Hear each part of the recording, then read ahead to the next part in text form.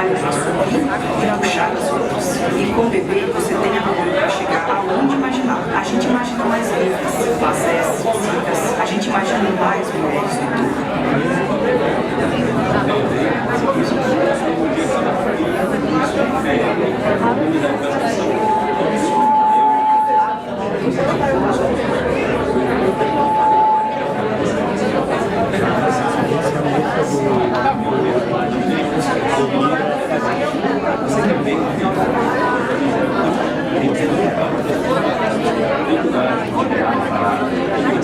Vamos conversar.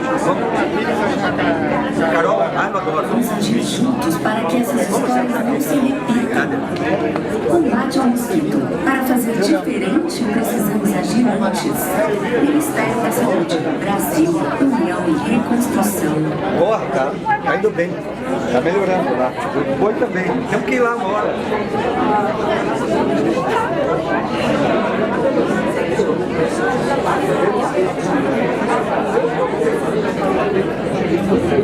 E daí, sentiu sintomas durante aquela frio, começou a febre, a unidade básica de saúde. Lá o pessoal me entendeu, eu senti alguns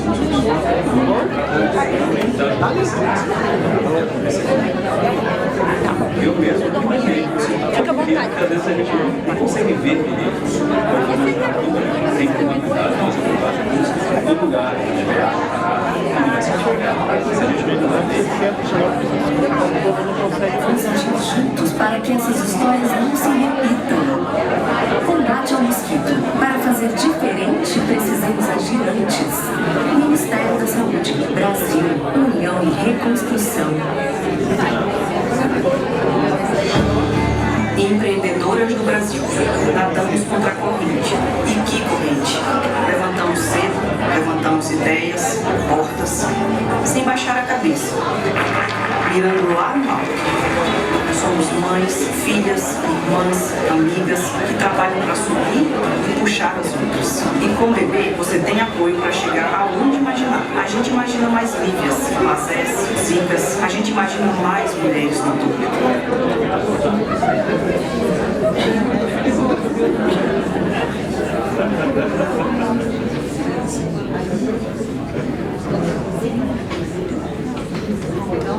Boa noite, sejam todos muito bem-vindos, bem-vindas e bem-vindes.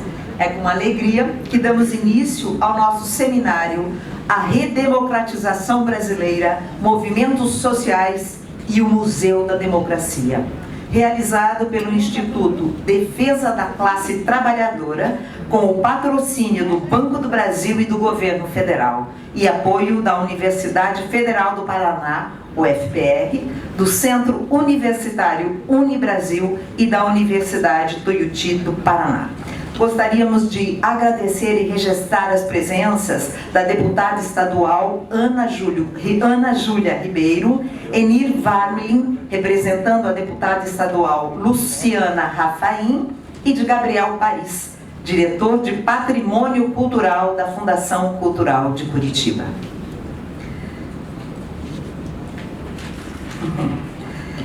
Bom, gostaria, para iniciarmos então as nossas atividades, de convidar para realizar a apresentação do Instituto Declatra o diretor Nasser Alam, que representará toda a diretoria do Declatra, composta por ele, Nasser, pela presidenta Miriam Gonçalves, por Wilson Ramos Filho, o Xixo, por Mauro José Awashi, Jane Salvador e Ricardo Nunes de Mendonça. Nasser é advogado, doutor em Direito na linha de pesquisa Direitos Humanos e Democracia pela UFPR. Sua produção acadêmica rendeu a publicação de diversos artigos e livros, como Direito do Trabalho e Corporativismo. Nasser é professor das disciplinas de Direito do Trabalho e Direito Sindical em cursos de pós-graduação. Por favor, Nasser.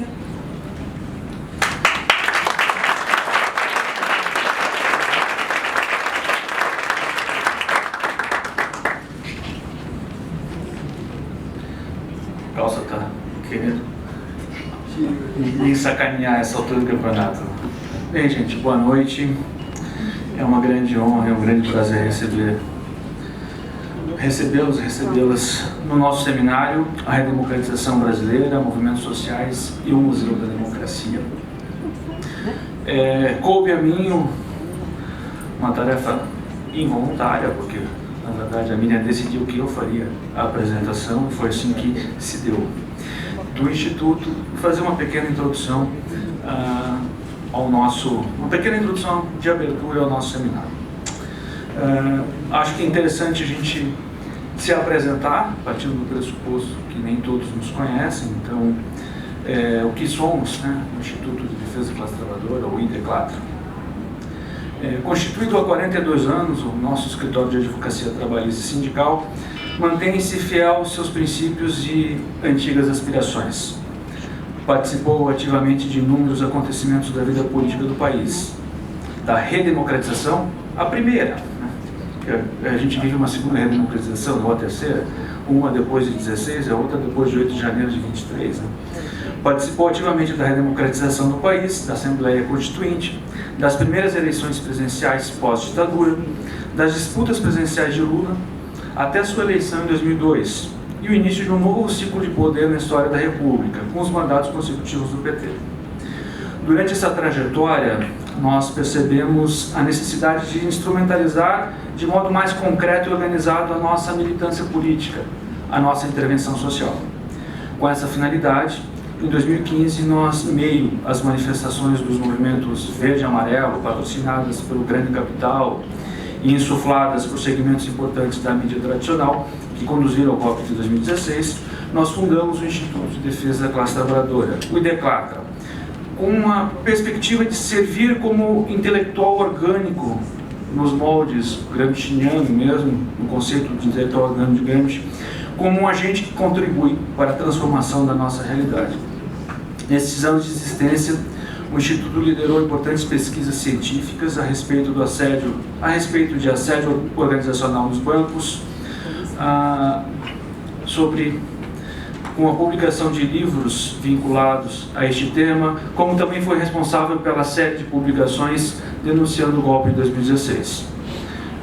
Preocupado com os recentes e constantes ataques às nossas instituições de democracia, o Instituto esteve à frente da criação do Museu da Lava Jato. A força-tarefa que atentou contra a nossa democracia foi determinante para a ascensão da extrema-direita ao poder no país. O historiador inglês Eric Hobsbawm, no seu clássico A Era dos Extremos, chamou a atenção para a acentuada queda no número de governos constitucionais e eleitos dos anos 20 até 1944, e em sentido contrário, o crescimento do número de países sujeitos a regimes autoritários, entre eles o fascismo. Muito possivelmente, movimento atrelado às consequências desastrosas do liberalismo econômico naquele período. Parece correto afirmar que, ao menos na Europa Ocidental, nos Estados Unidos, no Canadá, o período posterior à Segunda Guerra Mundial, até a primeira grande crise do petróleo em 1973, foi um período que levou à Constituição, ou levou à consolidação democrática, com a sedimentação da democracia como meio para a geração de políticas públicas a criar direitos à população, pelo menos naqueles países. No entanto, desde o final dos anos 70 e com mais vigor a partir da década seguinte, políticas públicas de austeridade implantadas vêm sendo concretizadas nos países ocidentais como responsáveis pela supressão ou mitigação de direitos sociais, como a elevação das idades para a aposentadoria, acompanhada da diminuição do valor do aposento, exclusão de proteção social contra desemprego, doença, ampliação dos modelos do contrato de trabalho precário, além de ataques às organizações sindicais de trabalhadores. A este modelo, mostra-se fundamental o mercado de trabalho fluido, com baixa regulação ou quase desregulado, onde o capital não encontra grande resistência para ampliar suas margens de lucro. É claro que são medidas impopulares, desconectadas, ou deveriam ser ao menos, dos interesses da maior parte da população. Sem subestimar a capacidade da elite econômica transmitir seus interesses ao restante da sociedade como se gerais fossem, em muitos países houve um deslocamento das esferas de decisão do espaço político para órgãos ou agências reguladoras, figurando como autônomas e independentes. exercendo um importante papel para garantir a prevalência da vontade do mercado sobre a da população. Partidos políticos entram e saem do poder. Direita, centro-direita, centro-esquerda, e a população não consegue enxergar modificações importantes nas políticas econômicas, em especial porque destinadas a esferas decisórias de bancos centrais independentes dos governos. Neste cenário, movimentos de extrema-direita, aparentemente articulados internacionalmente, ganham terreno em diversos locais e passam a vencer eleições, em especial por se colocarem como antissistêmicos, aqueles contrários a tudo que está aí. E com isso, conseguem capitalizar a insatisfação popular com a política e, por que não dizer, com a democracia, utilizando-se, para tanto, da difusão de mentiras e seus valores pelas mídias sociais, contando com a simpatia e até adesão das grandes corporações desse ramo.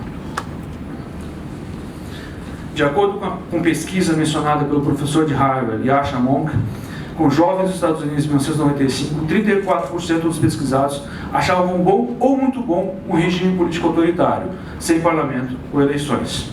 Esse número era de 44% em 2011.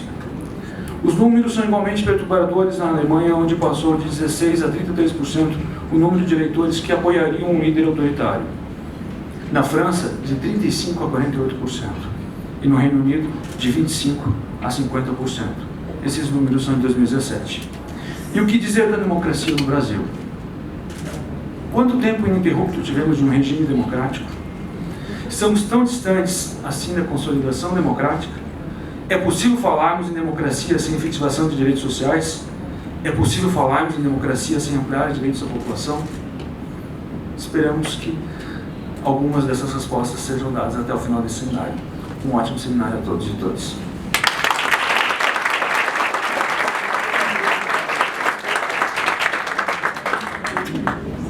Muito obrigada, Márcia.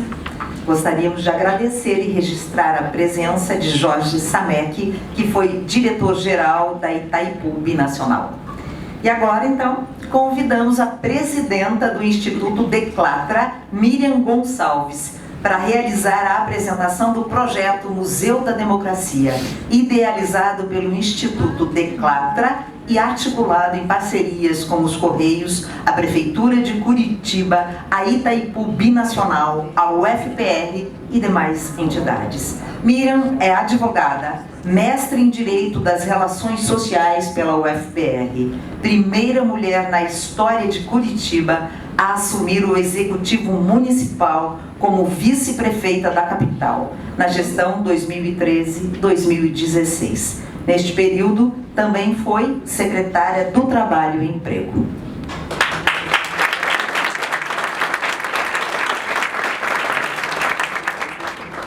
Seguindo o que dizia a Márcia, em 2012, 2013, nós começamos a observar uma mudança muito importante nos movimentos sociais. Antes mais espontâneos e a partir daí já um pouco mais dirigidos, patrocinados, fora do que exatamente estavam propondo. E foi uma observação que eu tive a oportunidade de fazer tanto com os meus sócios, com os diretores do Instituto, como também na Prefeitura Municipal, onde tínhamos uma pequena equipe, mas uma equipe muito atenta a que tudo estava acontecendo. Saiu da Prefeitura, o Instituto começou a tomar mais corpo, e antes mesmo do primeiro turno da eleição do presidente Lula, já tínhamos a ideia de que seria necessária uma ação, e uma ação grande, para a defesa da democracia. Não era apenas uma ação de redes sociais ou uma ação de alguns seminários, mas uma ação de grandes proporções. E o que fazer? Nada melhor do que um museu da democracia. De alguma forma fomos desanimados, desentusiasmados, porque primeiro o museu é uma coisa para trás e não para frente, ao contrário, hoje o conceito de museu é da construção diária, e nada mais do que uma construção diária, que é a democracia. Depois porque era uma obra muito grande. Aí a gente ficou mais animado ainda, né? Medidas extremas para necessidades extremas. E eu trato o museu e a democracia mais ou menos assim. Quando você está bem de saúde, você não pensa em cada membro do seu corpo. Mas quando um começa a falhar, ele começa a doer e você começa a lembrar que ele existe.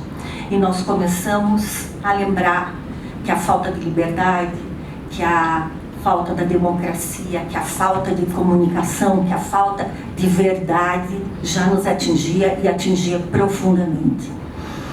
As tais fake news, a disseminação de inverdades, de mentiras mesmo, transformando toda a realidade numa realidade paralela, onde qualquer um pode dizer qualquer coisa. Então, por que não ter um lugar seguro? Um lugar que não é para convencimento, mas é para conquista, aonde as pessoas possam chegar e se apaixonar pelo conceito, pelo que é, por esse valor que é a democracia. E foi nesse intuito que nós começamos a trabalhar nesse projeto ainda em 2022. Pouca gente, meus diletos e amados sócios da diretoria, me dando todo o apoio possível, liberdade para fazer como achasse que era melhor, e com algumas companhias, sinceramente, sem as quais não teria feito nada. A Kellen Vanzin, a Aline, a Ana Célia, essa nossa grande equipe que cabe numa mesa, mas que faz de tudo, até o vídeo que vocês vão ver. Até para vocês rirem um pouquinho, nós fizemos esse vídeo, foi feito por nós mesmas, né, manualmente ali, e teve uma gravação. Aí a gente escutou falando, não, tá muito ruim isso. Aí pedimos para a Raquel, que gentilmente, pro bono, fez uma gravação e ficou muito bonita. Então, antes de continuar aqui, depois eu quero falar mais só um pouquinho, nós vamos apresentar para vocês esse vídeo que conta um pouquinho dessa história, construída já há 1 ano.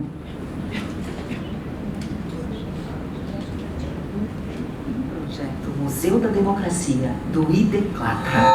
Em 12 de janeiro de 1984, Curitiba foi o palco do lançamento nacional do movimento pelas Diretas Já, que se tornou símbolo da redemocratização do Brasil. Passados 30 anos, em 2014, a cidade se transformou no epicentro da Operação Lava Jato. Ganhou fama com a denominação República de Curitiba e com a prisão ilegal e injusta de Lula. Nesse período, ao mesmo tempo em que Curitiba tornava-se um núcleo da nova extrema-direita do país, também abrigava um marco mundial de resistência democrática, a vigília Lula livre. Assim, em suas contradições, a capital do Paraná pôde ser compreendida enquanto um laboratório social para a democracia brasileira e por ser palco de importantes episódios de sua trajetória. Por isso, nada mais justificável do que sediar um Museu da Democracia de âmbito nacional. A proposta do museu destaca os últimos 40 anos, período da redemocratização do país, e a participação dos movimentos sociais em sua defesa. Dentre eles, as lutas das associações por moradias dignas, Movimento dos Trabalhadores Rurais Sem Terra, MST, Defesa dos Direitos Humanos, movimentos sindicais, movimento de mulheres, de negros, da juventude, da diversidade, LGBTQIA+, indígenas, entre outros. O Museu da Democracia tem amplo espectro político e deve refletir os avanços e os retrocessos do percurso democrático no Brasil. A proposta para a instalação do Museu da Democracia é no antigo prédio dos Correios, uma construção de 1934 em Art Deco, localizada na Praça Santos Andrade, ao lado do prédio histórico da UFPR. O projeto está em fase de consolidação e envolve diversos parceiros. O IDECLATRA Câmara, os Correios, a Prefeitura de Curitiba, a Itaipu Binacional, a UFPR, entre outros. A localização do prédio dos Correios é estratégica para abrigar um museu em homenagem à democracia. Ela é icônica por suas construções históricas e por sediar grandes manifestações políticas e de resistência. Como se observa no mapa, a área vermelha simboliza espaços de resistência à ditadura militar. Já a área azul representa os espaços de triagem e de tortura dos anos de chumbo. Em 2016, o edifício passou por uma revitalização. Ele tem acessibilidade, elevadores, segurança em um espaço de 4.000 metros quadrados. O objetivo da proposta é desenvolver um museu-experiência por meio de audiovisuais, instalações interativas digitais e por ampla acessibilidade. Por exemplo, ao utilizar o celular para a leitura de um QR Code referente a cada exposição, o visitante terá acesso a diversos idiomas e ainda a transcrições para crianças, pessoas com deficiência visual e auditiva. A iniciativa prevê ainda que o museu tenha diferentes espaços de convivência para lançamento de produtos culturais, estrutura para coworking, cafés, restaurante, auditórios e espaços de exposição permanente dos Correios. Conforme estudo preliminar, na entrada do museu haverá uma estrutura metálica escura que simboliza a ausência de democracia. Ao passar por este corredor, o visitante chegará a uma instalação formada por diversos encaixes que representam as delicadezas e as fragilidades da democracia. O visitante, então, poderá tirar uma foto que passará por conectores e será projetada em diversas telas. A ideia é mostrar que a democracia é construída com a participação de cada cidadão e que se sustenta na base da sociedade. A história de nossa democracia deve ser memorizada e preservada pela sociedade como um todo. A proposta do museu é conquistar as pessoas para a democracia, levando amplo conhecimento sobre o seu passado e sobre a sua construção diária e contínua.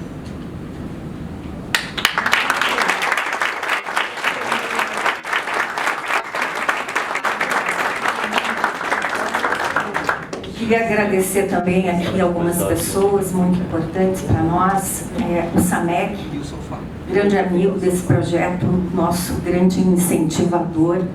Eu estou vendo ele aqui. Samek, muito obrigada. E algumas curiosidades também, né? Na primeira reportagem que saiu sobre a nossa ideia, isso lá em janeiro de 2023, e nós recebemos um grupo de jovens arquitetos e chegaram lá e disseram assim, olha, a gente quer fazer junto esse museu com vocês. E foi tão bem-vindo, e foi tão bacana, porque tudo isso que vocês viram em termos de arquitetura, pré-projeto, é deles, né? Então é a IVA Arquitetura e o ateliê número 1, que é o Yuri, o Guilherme e o Nicolas. Agradecer também a presidenta nacional do PT, a Gleice Hoffmann, que a gente chama que é a nossa madrinha, porque ela esteve com a gente em vários ministérios. Quero dizer que para chegarmos até aqui foram muitas idas a Brasília, muitas conexões perdidas, enfim, muitos desgastes, mas muitas alegrias também. E a primeira delas é estar aqui com vocês. E essas pessoas trabalharam sempre pro bono.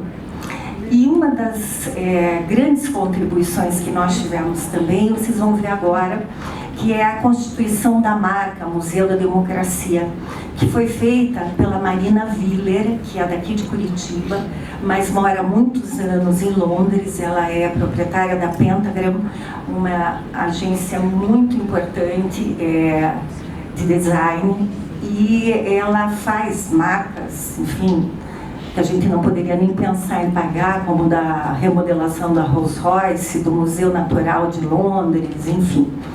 E ela se interessou e fez a marca. Então vocês vão assistir agora rapidamente, ela mostrando como construiu essa marca. Eu só preciso agradecer ainda uma única pessoa, além de todas as outras, que foi minha grande companheira durante a prefeitura e que está aqui. Clarice, muito obrigada por ter vindo, viu?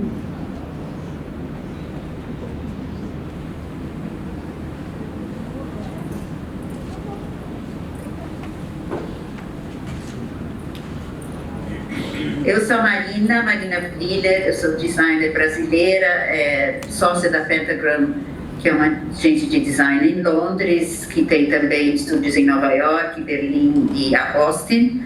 Moro aqui em Londres há muito tempo, mas eu sou curitibana e fui convidada foi uma honra fazer com a minha equipe a marca para o Museu da Democracia, como curitibana, mas também como uma pessoa que sempre foi muito envolvida politicamente e nas questões democráticas, especialmente do Brasil. Antes de começar a falar um pouco mais, eu queria apresentar o Kleber, que é brasileiro, Kleber Campos, e a Rita, que é portuguesa. Os dois são Kleber Associate na minha equipe, a Rita é designer,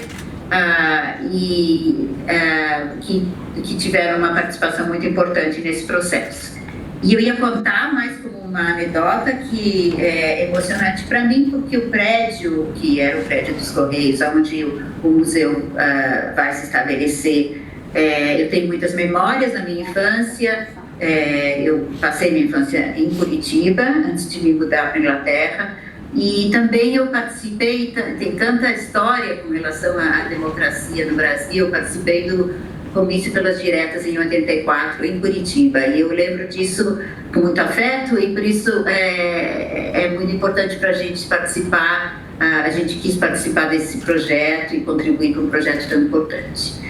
Então, o que a gente tentou fazer, como a forma como eu brifei também a equipe, aqui o Kleber e a Rita, era realmente de retomar alguns valores icônicos e estéticos da democracia brasileira, que vem lá da época de Brasília, da utopia do modernismo, de acreditar numa sociedade que possa ser mais justa. Alguns desses valores, algumas dessas cores da bandeira foram, nos últimos anos, um pouco apropriados por uma parte da sociedade na campanha política que levou ao presidente Lula agora, mas, enfim, a campanha de outros candidatos. E para nós, a gente acha que o símbolo e a iconografia do modernismo, da inovação brasileira, pertence a todos no Brasil, e a gente quis retomar um pouco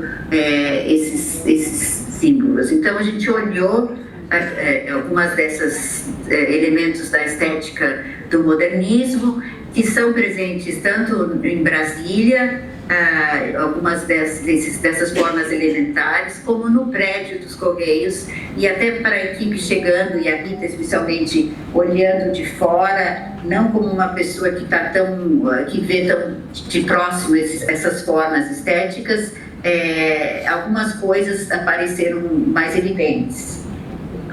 Também uma inspiração que vem do projeto arquitetônico do futuro Museu da Democracia. Ele tem as formas geométricas dentro, mas também essa arquitetura aberta, a disposição da transparência e da sobreposição de elementos. E você começa a ver as linhas que possam formar as letras M, a letra D, e que podem começar a formar uma linguagem.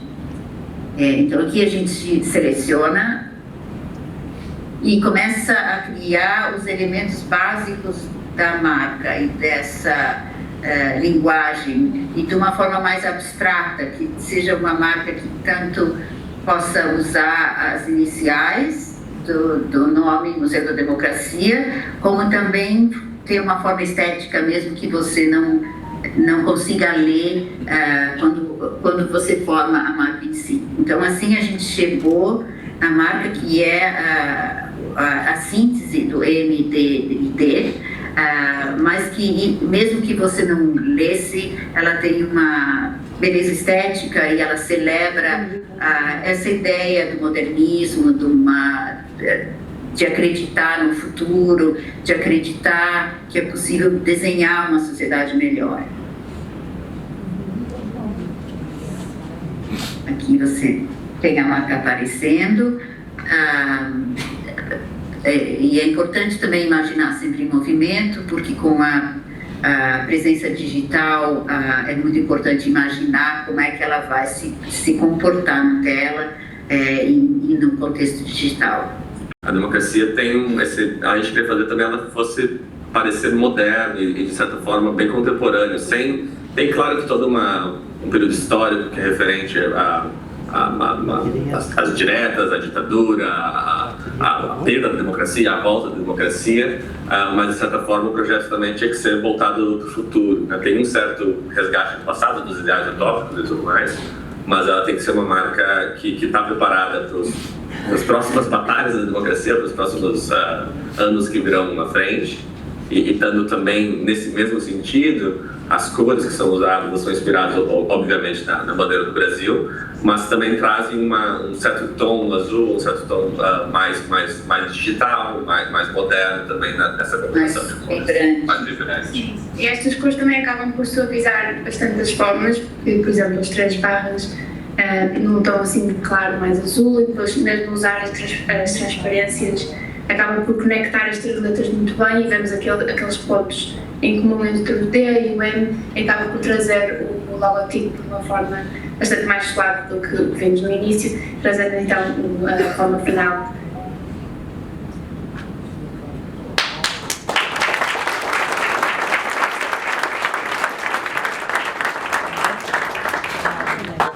Maravilhosa. Bom, antes de compor a mesa, eu gostaria de agradecer a Miriam por ter me convidado para, de alguma forma, participar e ajudar na construção de um projeto tão lindo, né? Com a nossa democracia atual tão fragilizada, tão ameaçada. Eu conheço Miriam, não sei se ela vai querer que eu fale, mas a Miriam já foi atriz, para quem não sabe, e trabalhamos no teatro muito tempo atrás, no Guaíra, e já compartilhávamos desse sonho de uma sociedade mais justa. Então, é maravilhoso, é maravilhoso. Seguimos caminhos diferentes, então, aqui pela democracia. Muito obrigada. Então, convidamos agora, para compor a mesa, convido inicialmente o diretor do IDECLATRA, Ricardo Nunes de Mendonça. Ele vai compor e vai mediar a mesa. Ricardo, ele é advogado, graduado pela UFPR, pós-graduado em Direito Processual Civil pela Pontifícia Universidade Católica do Paraná, a PUC, e mestre em Direito pela mesma instituição. Doutor em Ciências Jurídicas e Políticas na Universidade Pablo de Olavide, em Sevilha, na Espanha. Professor de Direito do Trabalho e de Direito Processual do Trabalho no Centro Universitário Unibrasil. Autor de diversos artigos e livros, como Do Abuso do Direito das Ações Processórias como Ato Antissindical, publicado em 2010. Ricardo, é isso, por favor.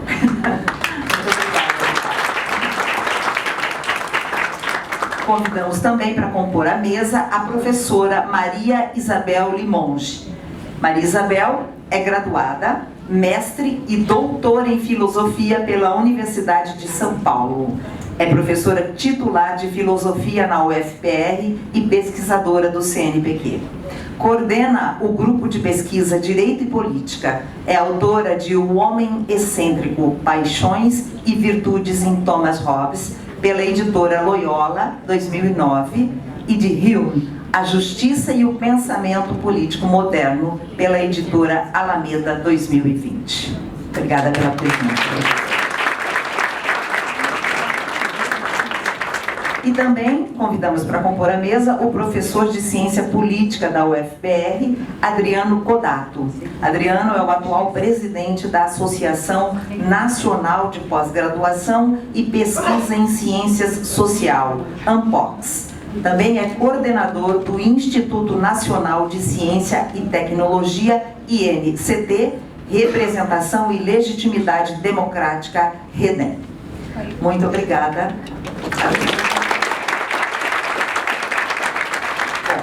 Então, Passamos agora aqui o controle da mesa, toda a mediação pelo Ricardo, avisando que cada palestrante terá meia hora para a sua explanação. Então, por favor, muito obrigada. Olá. Boa noite a todas e todos.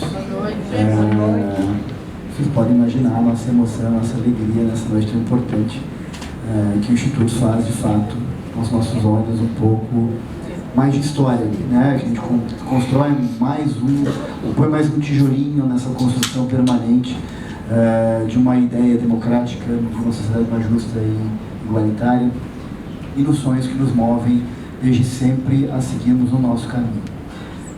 Antes de conversarmos um pouco com os nossos professores, eu quero só agradecer a nossa vereadora, Jorge, que chegou, os companheiros que aqui estão, e dizer a todos e todas que tenho certeza que nós teremos aqui 3 dias de brilhantes exposições e de muita reflexão sobre o momento que nós vivemos, o contexto em que estamos e por que precisamos sair de uma lógica que nos obscureceu por tanto tempo.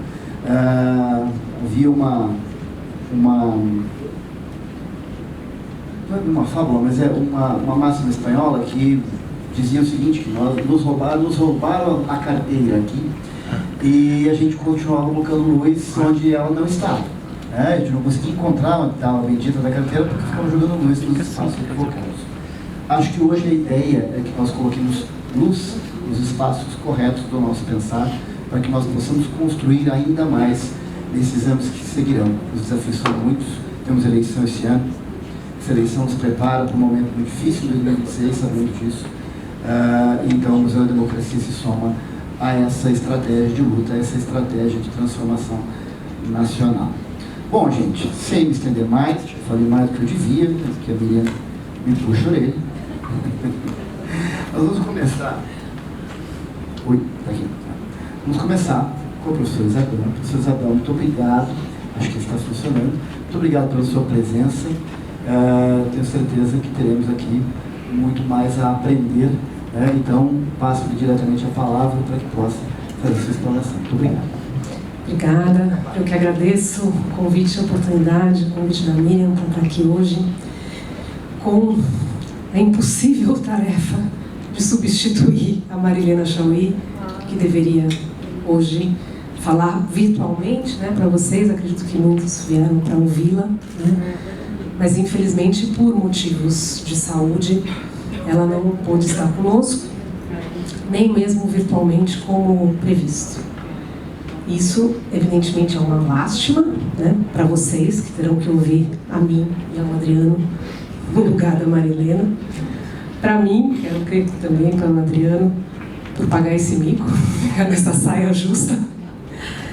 Mas é uma lástima, sobretudo, para o projeto do Museu da Democracia, que nós estamos hoje aqui nesse seminário a pensar e a celebrar, e que seria, então, pensado e celebrado por uma figura como ela, né, tão fortemente ligada ao processo de redemocratização, processo que o museu e esse seminário tem como recorte e horizonte de reflexão para pensar e promover a democracia no Brasil, né, diante de todas as dificuldades que ela encontra para se consolidar.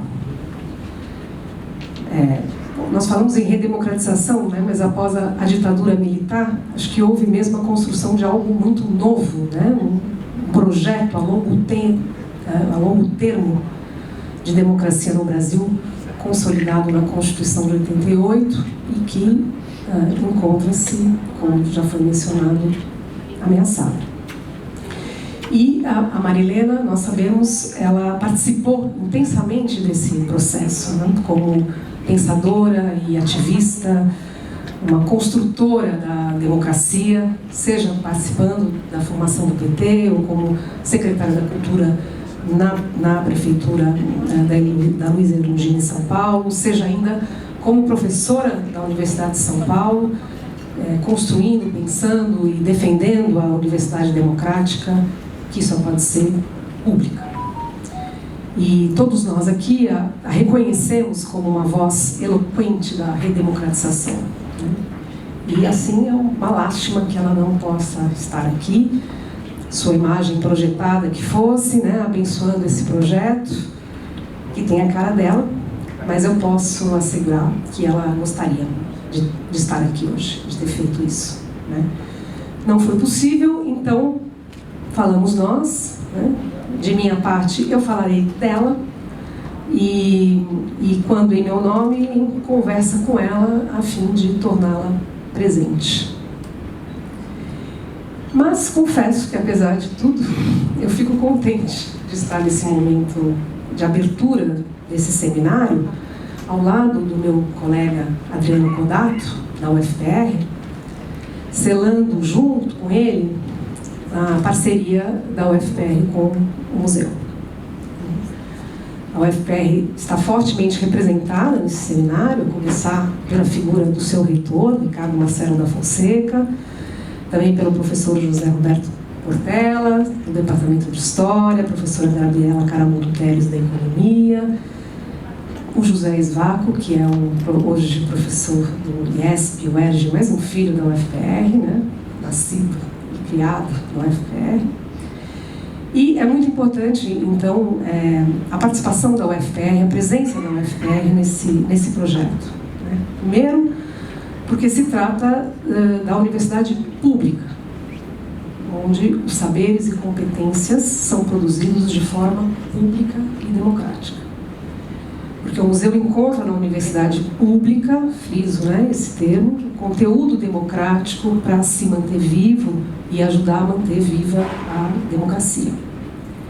E a universidade, por sua vez, encontra no museu a oportunidade para se espraiar e penetrar na sociedade como ela deve fazer, né, a fim de democratizar-se. Mas também é muito importante a participação da UFPR nesse projeto por conta de uma dimensão fundante da democracia, que é a localidade. O museu, né, projeta-se, né, deverá ser vizinho ao prédio histórico da UFPR, como vocês viram, no começo da Rua 15, em Curitiba. Cidade da Lava Jato, mas também da Vigília Lula, assim como do primeiro comício das diretas já, como já foi mencionado. E seja como for, Curitiba, né, a cidade em que nós, presentes aqui nessa sala, vivemos, aqui e agora. Então, a parceria da UFPR com o museu, portanto, a parceria da cidade de Curitiba, né, de todos nós, com o projeto do museu, na sua construção, a construção de um espaço democrático em Curitiba, na construção da democracia em Curitiba. A democratização da cidade, né, no plano local e da presença é algo de que nós precisamos cuidar e é o que nós estamos fazendo aqui hoje, reunidos, né? Nós estamos aqui fazendo democracia e mobilizando a cidade, né, nos mobilizando para fazer e produzir democracia. Um museu de democracia só pode ser um museu de todos nós. Ao dizer isso, eu retomo uma das ideias mais caras da Marilena, a quem eu volto a mencionar, como eu disse no início, para torná-la presente. Afinal, era ela que deveria estar agora falando aqui para nós. E a Marilena não cansa de repetir que a democracia é uma forma social, né? A forma de uma sociedade viva, né? Que pensa e faz-se a si mesma, né? Que age e, nesse sentido, é livre e feliz, como diria Spinoza, e com ele, a Marilena. E isso é em oposição à democracia, isto é, a afirmação da democracia como forma social, em oposição à democracia como forma de governo ou regime, segundo uma definição que se costuma chamar de minimalista da democracia, segundo a qual a democracia se define pela operação de certas instituições, como eleições periódicas, competição partidária e divisão dos poderes. E também né? Marilena afirma a democracia como uma forma social, em oposição à redução da democracia a uma forma jurídica, mediando a relação entre os indivíduos e o Estado. Não, insiste a Marilena, sempre muito enfaticamente, né, do jeito dela, que nós conhecemos, a democracia não é isso, a ênfase é dela e eu voltarei a esse ponto mais tarde. A democracia não é isso, mas uma forma social. E a referência da Marilena quanto a esse ponto, além do já mencionado Spinoza, é Claude Lefort, que é quem lhe fornece, desde muito cedo, o esquema teórico de fundo para pensar a democracia no Brasil. E assim, tendo por referência o pensamento político do Lefort, com quem a Marilena conviveu nas idas e vindas, né, de ambos entre Brasil e França, Marilena enumera alguns aspectos da sociedade democrática, dentre os quais os mais importantes são os seguintes. Eu recorro a um procedimento que ela adora, que é a enumeração. Né? Marilena sempre em primeiro lugar, em segundo lugar. Então, em primeiro lugar, a sociedade democrática não é homogênea, mas dividida. Não é uma sociedade apaziguada, em torno de determinados elementos e valores reconhecidos como comuns ou universais, mas uma sociedade perpassada por conflitos e contradições, os quais convém expor em lugar de esconder, como procura fazer, segundo a Marilena, a tradição liberal, numa condenação em bloco dessa tradição, que de minha parte considero exagerada, deixo no registro aqui. Porém, é certo que há uma tendência a apagar as contradições do social, por exemplo, quando se expurgam, né, as diferenças na forma do inimigo a ser abatido, o que é tão bem representado pelo deplorável gesto da arminha, né, com o qual nós aprendemos a conviver. Em segundo lugar, a sociedade democrática está em movimento, uma sociedade histórica, né, justamente porque ela é perpassada por conflitos e contradições. Ela não se fecha, não se estabiliza, mas se move e se transforma continuamente. E tal história é uma história em aberto, né, a depender do modo como esta sociedade se pensa, acolhe suas contradições e se projeta no futuro. Em terceiro lugar, a democracia, com seus conflitos internos e sua historicidade, é aquela forma social que opera no sentido da produção de direitos. E aqui, eu penso, nós tocamos na definição marileniana da democracia, né? Uma forma lapidar que a Marilena adota é os direitos, né, criados pelos movimentos sociais, no sentido do movimento da sociedade democrática, são universais, valem para todos, ao contrário das carências e dos privilégios que são particulares. De modo que o movimento da criação de direito é o que faz uma democracia, e uma sociedade que não consegue movimentar-se nessa direção sucumbe aos privilégios e às carências. Então, tendo por referência o esquema do Claude Lefort, mas com ênfases locais e próprias, Marilena procura pensar os processos de democratização e o que, na sociedade brasileira em particular, faz obstáculo a esses processos, impedindo que ela se torne democrática, impedindo que ela se democratize, movendo-se no sentido da criação de direitos contra os privilégios e as carências. E essa questão da Marilena é uma questão nossa, local, por excelência, e profundamente atual, quando nós observamos que o processo de redemocratização encontra-se ameaçado e pelas mesmas forças e agentes que lá nos anos 60 produziram a ditadura militar. Então, a resposta a esta questão que a Marilena se coloca, né, o que faz obstáculo à nossa democracia, ela vai buscar novamente no social. Segundo ela, a sociedade brasileira não é democrática. mas antes autoritária, hierárquica, patriarcal, profundamente desigual, dividida entre os que tudo têm e os que nada têm, violenta, excludente. E a isso a Marilena acrescenta um diagnóstico mais recente e global. A sociedade brasileira não é democrática porque ela é neoliberal. E a referência dela aqui são autores como Dardot e Laval, que, seguindo a trilha aberta por Foucault no Nascimento da Biopolítica, procuram caracterizar o neoliberalismo num sentido amplo, nós poderíamos dizer, como uma forma social.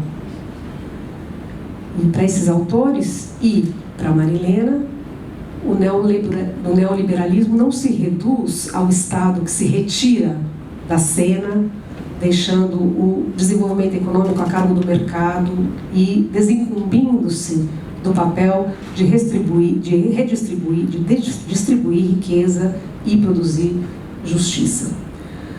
O neoliberalismo não se reduz a uma política econômica e não é sinônimo de privatização do que antes era dotado de valor público. O neoliberalismo, segundo esses autores e segundo o uso que a Marilena faz deles, é muito mais do que isso.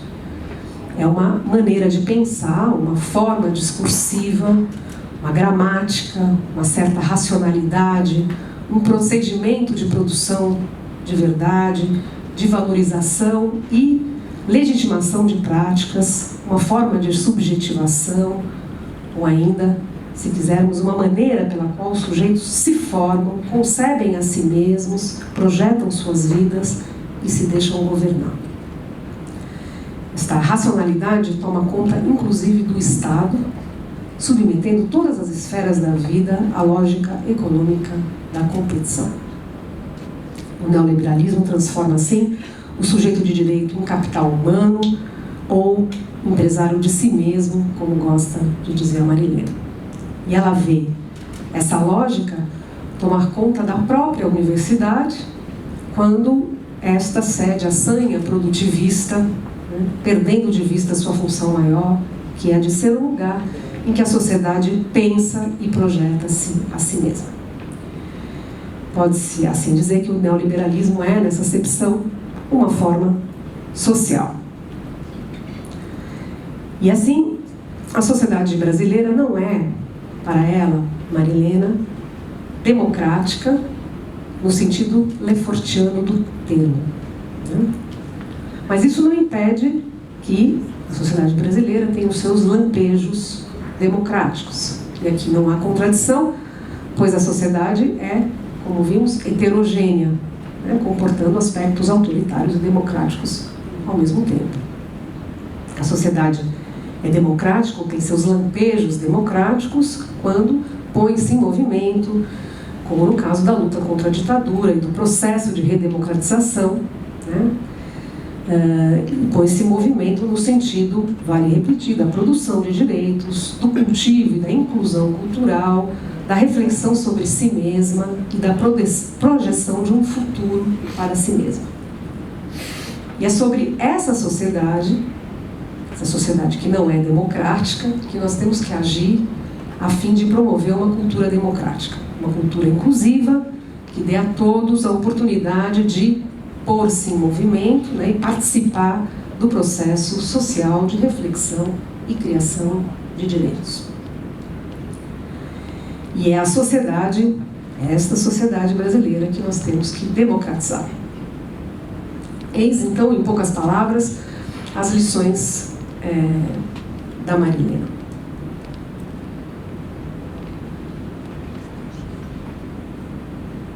Eu não queria deixar de me referir a ela, por conta eu acho realmente dessa lástima, dela não poder estar aqui. A Miriam batalhou bastante por isso, na medida em que ela representa um pouco, para nós todos esse movimento.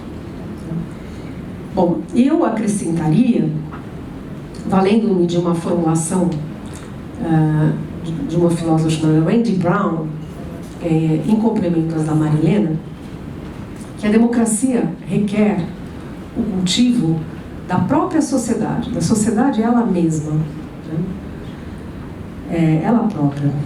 E como um lugar, aqui eu vou citar ao Andy Brown, como um lugar em que nós experimentamos um destino entrelaçado, né? Em meio às nossas diferenças e ao que nos separa. Como um espaço entre o Estado e a vida pessoal, no qual se cristalizam formas de dominação, mas também formas de emancipação. A sociedade é um lugar em que nós estamos entrelaçados dessas duas maneiras, né? Por relações de dominação e por relações que procuram dissolver as relações de dominação. Essa tensão faz parte, né, da vida democrática. E assim é preciso, antes de tudo, salvar a sociedade do seu desmantelamento, para usar a expressão do Andy Brown. Se é que pensamos a democracia, como nos ensina a Marilena, como uma forma social. Se não há sociedade, se a sociedade está desmantelada, se os indivíduos sequer se concebem e se compreendem como seres sociais, não há como haver democracia. É preciso, então, salvar a sociedade que se desmantela, uma sociedade que não se compreende como sociedade, para salvar a democracia. E tudo isso nos leva ao projeto desse museu e explica, né, o que eu disse no início, estou enfatizando, que esse projeto é a cara da Marilena. Da maneira como ela pensa a democracia enquanto forma social, nos oferece um enquadramento conceitual muito preciso e extremamente fértil, quero crer, para pensarmos o museu e com ele os processos de construção, desconstrução e reconstrução da nossa democracia. É também um enquadramento, essa ideia, né, de que a democracia é uma forma social, uma sociedade dividida, histórica e que se move no sentido da produção de direitos universais. Esse enquadramento é também preciso e correto do ponto de vista da história do conceito. Como nos mostra Pierre Rosan Vallon, um historiador justamente do conceito da democracia dos modernos, o termo grego democracia é recapturado pelos modernos na primeira metade do século XIX, num sentido diferente dos antigos, para designar não mais um regime ou uma constituição política, como em Aristóteles, mas justamente uma nova forma social. A forma de uma sociedade igualitária, moderna, não aristocrática, comercial, animada pela paixão da igualdade. E essa paixão nem sempre resulta em liberdade, como nos adverte Alexis de Tocqueville, que é o responsável por esse enquadramento, talvez aquele que representa melhor no início do século XIX, esse enquadramento da democracia como uma forma social, né? E o grande teórico da democracia dos modernos, e ele nos adverte, bom, essa sociedade que concebe os seus indivíduos como iguais, né? Isso nem sempre produz coisas boas do ponto de vista moral e político, né? A democracia moderna é cheia de desvios, como nós sabemos bem, né? Mas seja como for, esse é o ponto que eu quero frisar, a democracia é definida nesse contexto por Tocqueville, representando, né, esse momento de resgate do termo clássico democracia para pensar o presente. Ela é pensada nesse contexto como um estado social, essa é a definição do Tocqueville, né? Essa expressão que ele usa e que condensa, então, um dos sentidos da democracia dos modernos, aquele explorado por Lefort e Marilena, sendo que Lefort, por sua vez, tem por referência Tocqueville e Maquiavel. Mas é preciso também reconhecer e aqui eu vou adotar o ponto de vista do historiador das ideias, ou da historiadora das ideias, um ponto de vista que eu aprendi a adotar sob a supervisão da Marilena, para me colocar em conversa com ela.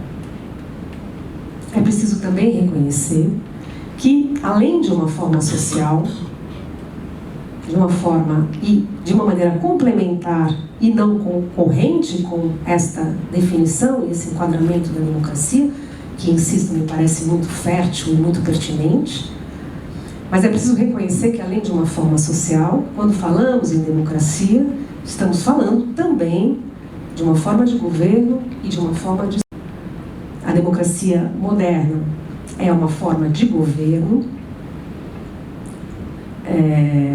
para uma certa tradição republicana e não apenas liberal, como sublinha Marilena, uma tradição que remonta a James Harrington, com Lusa federalista, passando por Montesquieu, uma tradição que se dedicou a pensar um modelo, mesmo uma engenharia institucional bastante complexa, capaz de garantir a presença balanceada de interesses e perspectivas distintas nos diversos corpos ou partes da cidade, né? Ou dos diversos corpos ou partes da cidade nas diversas funções de governo. A democracia moderna é filha também desse esforço, né, de pensar essa engenharia institucional. E ela é também filha de um esforço complementar, encabeçado de modo exemplar por Jean-Jacques Rousseau, que valeu-se do princípio da soberania popular como fonte normativa do sistema de direito público e privado em que consiste o Estado. A distinção entre soberania e governo remonta a Hobbes e Proudhon e perfaz o coração do contrato social de Rousseau. Ele organiza a distinção entre Estado e governo, sendo a soberania o princípio instituidor e organizador do Estado, segundo a referência do Rousseau. E assim, então, do ponto de vista da história do conceito, mal esboçado aqui, né? Eu não vou me demorar nisso, a democracia dos modernos é, ao mesmo tempo e de forma complementar, uma forma de sociedade, uma forma de governo e uma forma de Estado.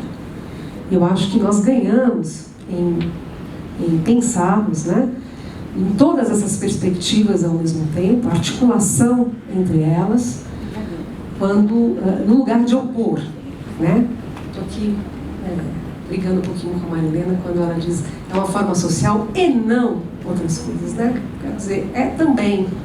E é importante pensar a articulação entre essa forma social com a forma do Estado e a forma do governo, porque nessa articulação a gente tem caminhos para vencer as crises, como quando uma dessas pernas, né, faz água, né?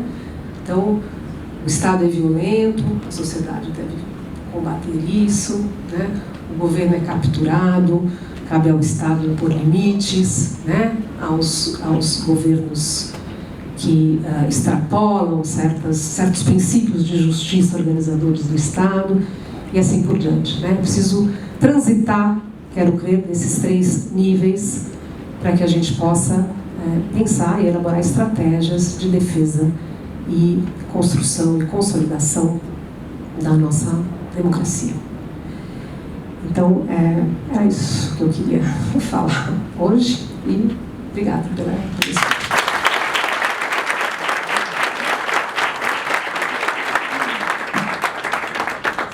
Isabel, muito obrigado pelas palavras. Posso dizer com toda a tranquilidade que sim, claro, a ausência da professora Marilena Chauí é sentida por todos nós, mas sem dúvida alguma não perdemos absolutamente nada, ao contrário do que disseste no início, com a sua abordagem.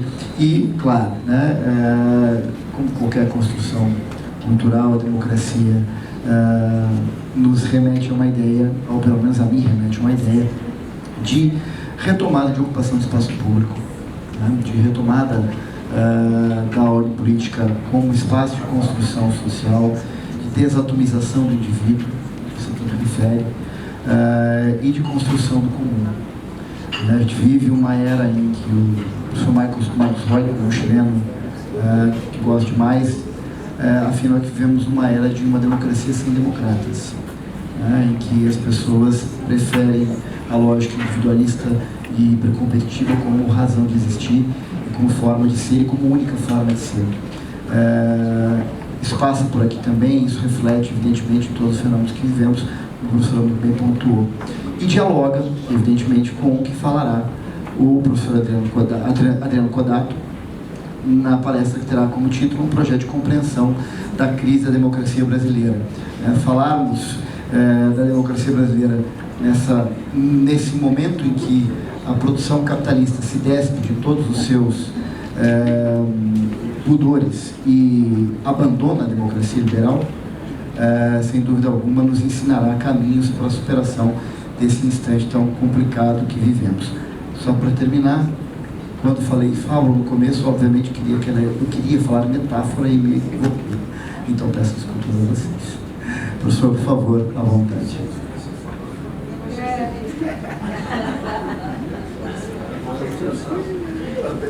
Boa noite a todos e todas. É uma satisfação estar presente aqui nesse seminário, que é, enfim, um marco para a concretização desse projeto, que esperamos ajudar a construir também.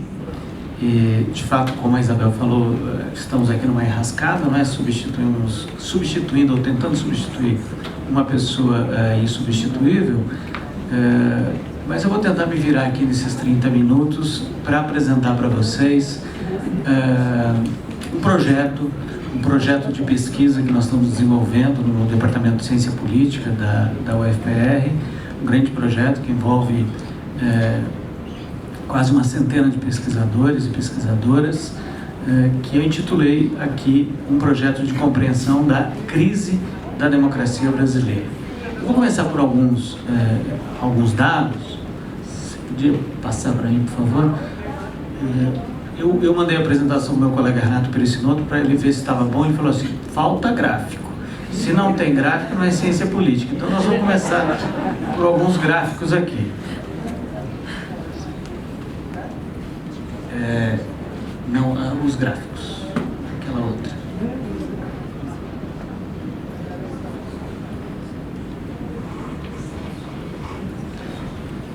Bom, o que eu vou apresentar para vocês aqui brevemente são alguns dados sobre confiança, ou mais especificamente sobre desconfiança das pessoas nas instituições políticas no Brasil.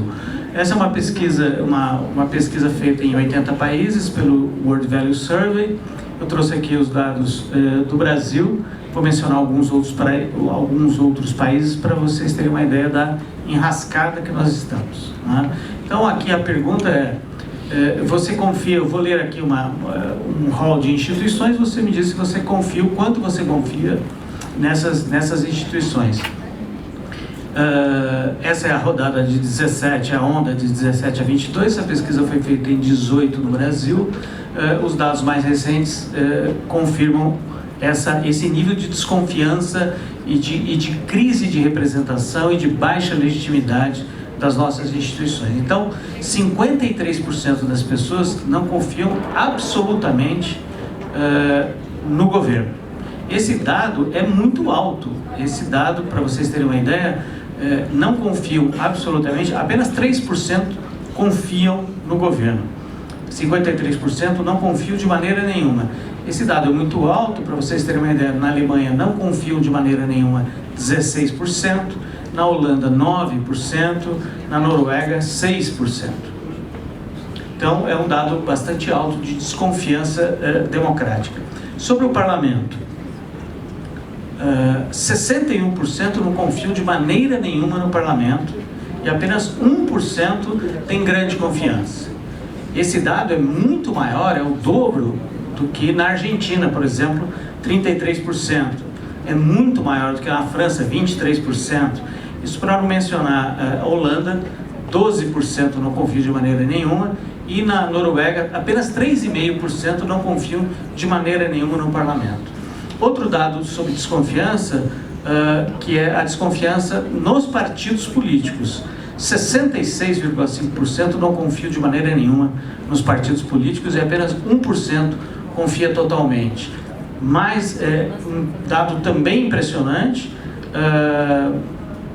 Argentina 42%, Chile 47%, França 44%, mas a Holanda apenas 17%, Alemanha 20% e Noruega 7%. Por último, confiam nas eleições. Essa é uma pesquisa, é um survey, né, um questionário aplicado a mais de 1.700 eleitores brasileiros em 2018, mas as coisas não melhoraram muito. 50% não confiam na instituição eleições. Em 2017, esse dado para os Estados Unidos era apenas 14%. Argentina 25%, Chile 15%. Então, esse é o ponto de partida do nosso projeto de compreensão da crise da legitimidade e da crise da representação política que nós estamos começando. Pode trocar agora de apresentação. Bom, então, o que eu quero falar aqui brevemente é sobre essa agenda de pesquisa, né? E o que eu vou falar aqui todo esse tempo é sobre o que a gente não sabe, o que nós não sabemos sobre a crise da representação e a crise da legitimidade. A gente só sabe que uma pesquisa como essa precisa entender conjunto de variáveis de maneira multidirecional, coisas que se determinam reciprocamente e muitos fatores levados em conta ao mesmo tempo.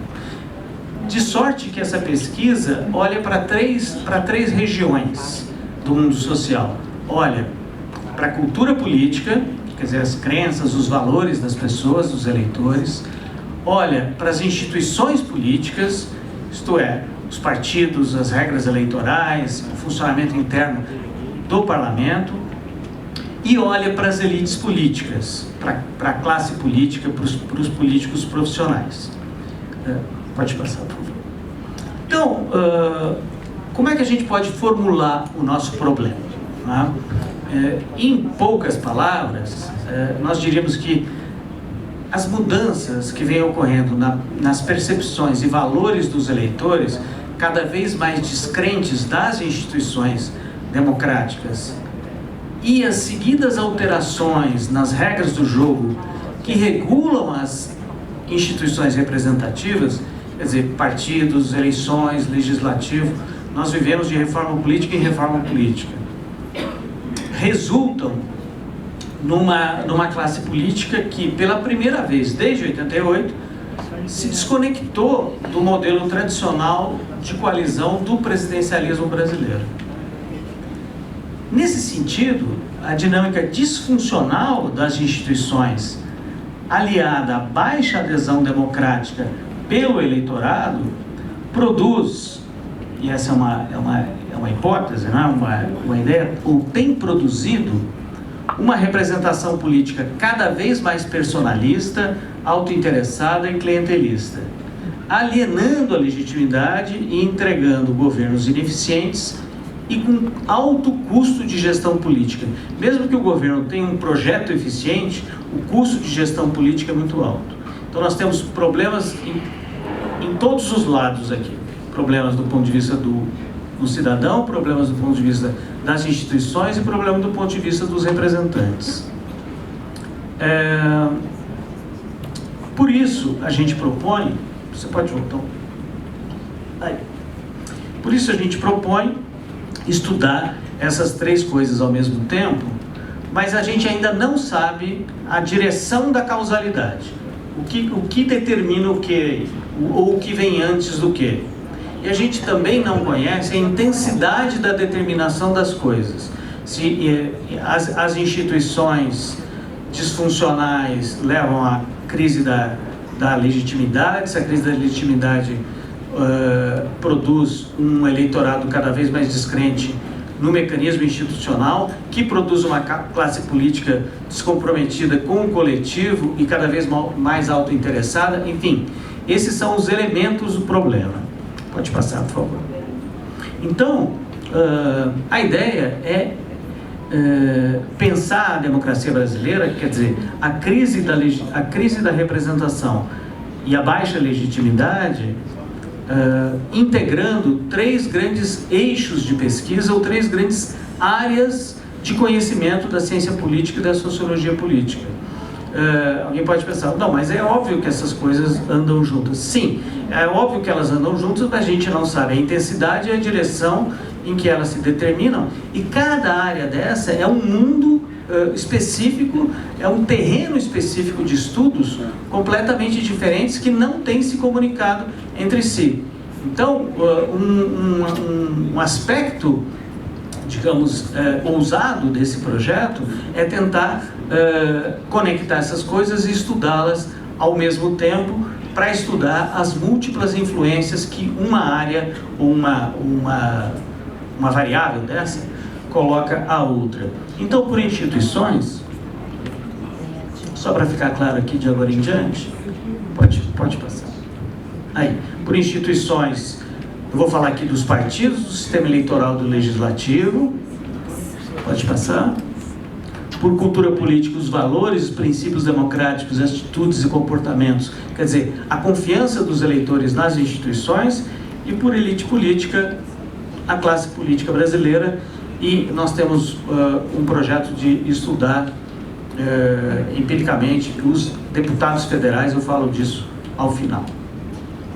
Bom, sobre cultura política, em resumo, nós temos duas temáticas fundamentais que a gente gostaria de estudar. A gente gostaria de estudar o grau de adesão à democracia, isto é, mensurar a legitimidade democrática, mas a partir de uma abordagem diferente da que tem sido praticada nos estudos da área. Qual é a abordagem tradicional nos estudos da área? É uma abordagem dedutiva, isto é, uma vez estabelecida pelos cientistas políticos e políticas uma visão consensual da democracia, democracia é a democracia liberal representativa. Aí se pesquisa qual é o grau de confiança ou de aceitação desse modelo de democracia pelos eleitores.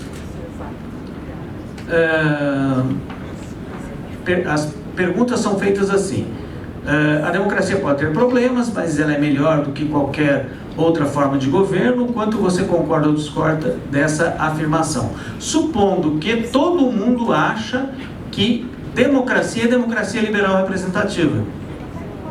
A ideia aqui é uma abordagem indutiva. Na verdade, tentar entender o que é democracia para você, cidadão, o que é democracia para você, eleitor e eleitora. Qual a sua visão de democracia?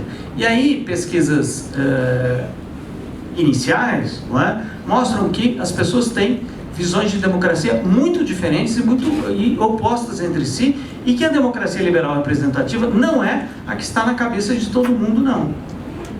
Democracia aqui pode ser democracia social, isto é, um regime comprometido com bem-estar, entregar bens públicos. Pode ser democracia liberal, pode ser, na verdade, uma democracia que seja participativa, mas também pode ser uma democracia de tipo majoritário. Quem ganha leva tudo, a maioria determina e a minoria obedece. Ou pode ser mesmo apesar da contradição, do paradoxo aqui, uma democracia autoritária, que se elege um líder, o líder é eleito, mas ele manda em tudo. Então, na verdade, aqui a mudança de ângulo é que democracia está na cabeça das pessoas, e não o quanto as pessoas concordam com democracia, com o modelo da democracia liberal. A segunda temática aqui nesse eixo de cultura política é esse tópico aqui, muito importante hoje em dia, que é o tema da polarização política.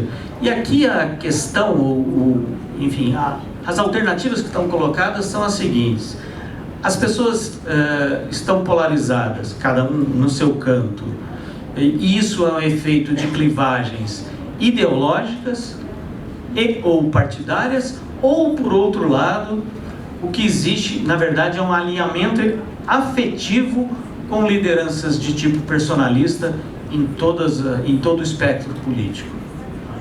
Claro que esse aqui é um resumo, uma síntese desse tipo de projeto, mas só para vocês verem quais são as questões dessa agenda e as questões que a área vem pesquisando, que esse projeto quer pesquisar, que nós não sabemos ainda. O segundo eixo, que é esse eixo das instituições políticas, também tem duas temáticas fundamentais.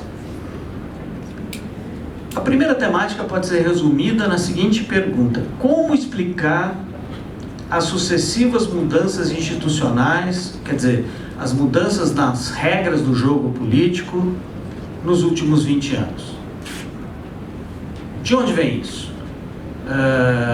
Qual é a dinâmica política que explica que as nossas instituições estão sempre mudando? Nós assistimos, então, alterações graduais no sistema eleitoral, alterações no financiamento político, alterações no funcionamento dos partidos, alterações nas regras através das quais os atores políticos operam dentro do legislativo.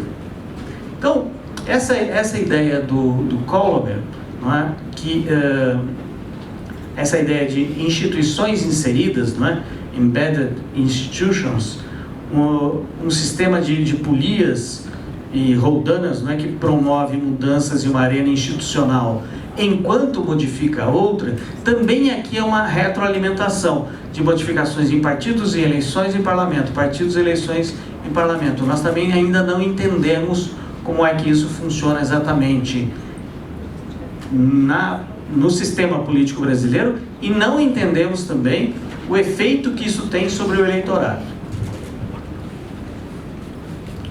A segunda questão fundamental aqui, bom, de onde vêm essas mudanças, como explicar essas mudanças e como explicar ou quais são as consequências dessas sucessivas mudanças institucionais, cláusula de barreira, tipo de financiamento, dinâmica de recrutamento, sobre o sistema político e sobre a configuração da classe política.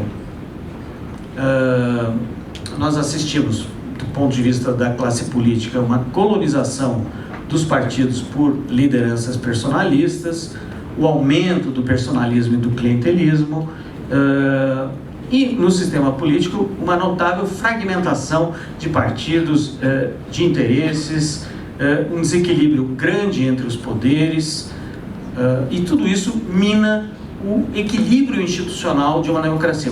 Uma democracia é um regime crítico, um regime delicado, mas que para funcionar tem que ter algum equilíbrio institucional. As regras mudam muito e isso tem um efeito sobre a representação. Tem um efeito sobre a crença no funcionamento do sistema e tem um efeito prático sobre quem é recrutado para esse sistema. E por último, o nosso eixo sobre elites políticas. Outra área de estudos, e aqui a pergunta é também uma pergunta ousada. Não é? Nós queremos elaborar, na linha do que já fazem esses institutos de pesquisa, o VDEM, o Polity4, Freedom House, que tem métricas para avaliar a qualidade da democracia, está no nosso horizonte, no nosso projeto, estabelecer uma métrica para avaliar a qualidade da representação política, a qualidade da elite política, em termos de representatividade, em termos de responsividade e etc. Por elite política, nós entendemos, né, os homens e mulheres que fazem parte do parlamento brasileiro, que operam o seu sistema democrático. E aí, e aqui eu me apoio num texto que está em vias de publicação, um working paper que o Renato Perissinotto escreveu, Qualidade da Elite Política, uma proposta de mensuração para o INCT-REDEM. Existe na literatura, existe na literatura três vertentes que abordam qualidade da representação, qualidade da elite. Tem a vertente dos economistas, que eu já falo, a vertente dos sociólogos políticos e a vertente dos cientistas políticos e políticas. Tá? A vertente dos economistas diz o seguinte: boas instituições promovem boas elites. O que são boas instituições? São as instituições inclusivas, que agregam mais valor à sociedade, e não instituições extrativistas, instituições particularistas. E que tipo de instituições devem ser essas? Instituições políticas e econômicas que promovem a competição e, portanto, promovem boas elites. Essa é a ideia. A ideia é que boas instituições políticas e econômicas, instituições competitivas, promovem boas elites. A segunda vertente da explicação sobre qualidade, embora sejam explicações mais adjetivas do que mensuração propriamente dita, vai dizer o seguinte: boas elites são aquelas que garantem estabilidade social. Ninguém quer viver constantemente em junho de 2013, ninguém quer viver constantemente em janeiro de 23. Né? Então é preciso alguma estabilidade social para que a política funcione.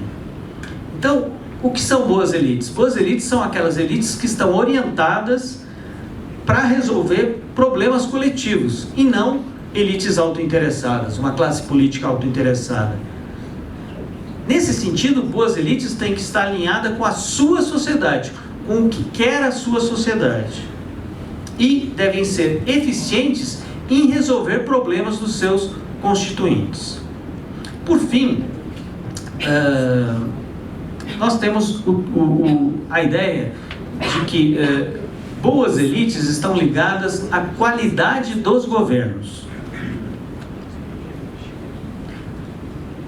A ideia é a seguinte: a qualidade da elite afeta a qualidade do governo e a qualidade do governo afeta a qualidade da democracia. Essa é a relação causal. Então, boas elites devem produzir boas decisões eficientes, e isso faz com que as pessoas acreditem mais na democracia e valorizem mais a democracia. O segundo aspecto dessa explicação é que deve haver, para que a gente tenha uma democracia legítima, um alto grau de congruência ideológica e de preferências políticas e econômicas entre elites e não elites, entre as elites e os cidadãos, as elites e os constituintes. Nesse sentido, a elite política precisa ser eficaz em termos de decisões, precisa ser inclusiva em termos de gênero e raça, e precisa ser responsiva aos desejos dos seus eleitores, precisa dizer a que veio, constantemente prestando contas. Muito bem, essas são ideias interessantes, cada uma tem uma limitação, cada uma tem um problema, mas elas não exatamente são suficientes para a gente começar a produzir o nosso índice de mensuração da qualidade da elite. Então, é possível buscar, nesse livro do Pierre Rosanvallon, O Bom Governo, porque vocês veem, quando a gente fala em boa elite, má elite, a gente retoma aqui o topos tradicional do bom governo. Então, é possível buscar aqui nesse livro quatro princípios para começar a construir esse índice, pode passar, que são os seguintes. Em primeiro lugar, é preciso aceitar que qualquer resposta a esse desafio, nesse eixo aqui da pesquisa, a abordagem tem que ser multidimensional da qualidade. Quer dizer, tem que olhar para a eficácia da elite no governo. Então, as elites precisam ser eficazes, competentes, tomar decisões íntegras, responsivas e representativas. A gente não vai conseguir elaborar nenhum índice sem indicadores multimétodo, de tipo quali e quant. Por isso entram aqui mensuração sobre corrupção, diversidade, satisfação com a governança e eficácia, efetividade das elites políticas. Também, um ponto interessante e importante é que qualquer índice que meça a qualidade da elite, ele precisa estar atento ao contexto, a tempo e lugar. Então, portanto, o índice deve ser adaptado às particularidades de cada país, por exemplo.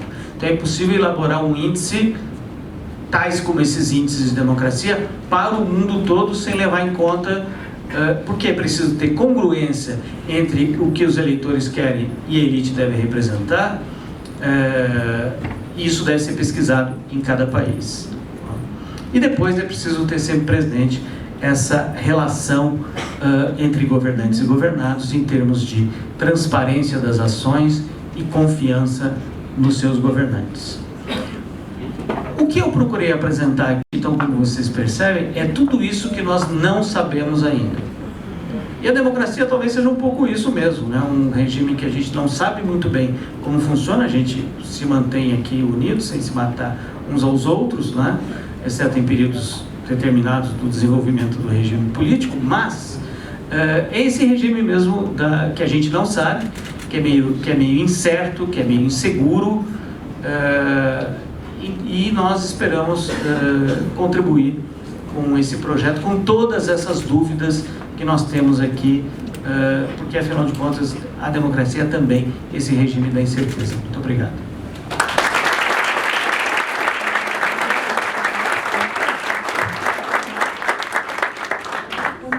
Professor Adriano, muito obrigado. Projeto audacioso, bastante complexo, seguramente trará inúmeros frutos para esclarecer muitas das dúvidas que acho que são comuns à maioria de nós, né? Pelo menos a mim, sem dúvida, há muitas aqui que afloram. Eu agradeço imensamente a sua participação. Gente, antes de seguir, eu primeiro quero agradecer à Universidade Federal do Paraná pela parceria, sem dúvida alguma é engrandecedora. Então, faço de todos nós as palavras da Miriam no início. A Universidade Federal do Paraná se soma a esse projeto e dá ele ainda mais força, mais vigor e maior brilhantismo. Quero agradecer imensamente a presença da vereadora professora Josete, que está aqui. Muito obrigado, vereadora. E a todas as outras lideranças que porventura não estejam enxergando que tenham chegado nesse momento. Gente, em razão do horário, nós vamos abrir aqui para algumas interrogações. A mesa, muito democraticamente, professor, definirá que serão no máximo 5 interrogações para ambos, ok? E interrogações, por favor, bastante objetivas. Segundo o outro democrata do plantão, 1 minuto para cada um para fazer essa interrogação. Se quiserem se inscrever, por favor, se apontem, levantando a mão, e a gente vai com o microfone até aí. Ou se não vem aqui. Doriuma, Ana Júlia, mais alguém? Então, depois eu faço uma pergunta. Então. Vamos lá.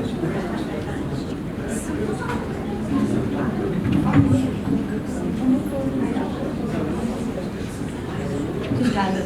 Eu, na realidade, tenho uma pergunta para o professor em relação à pesquisa, porque eu observei ali que quando coloca elites, tem a denominação que está na pesquisa é homens e mulheres que ocupam um espaço no parlamento. E eu queria entender melhor essa denominação, porque quando a gente pensa nas elites políticas, não necessariamente é só quem detém um mandato, né?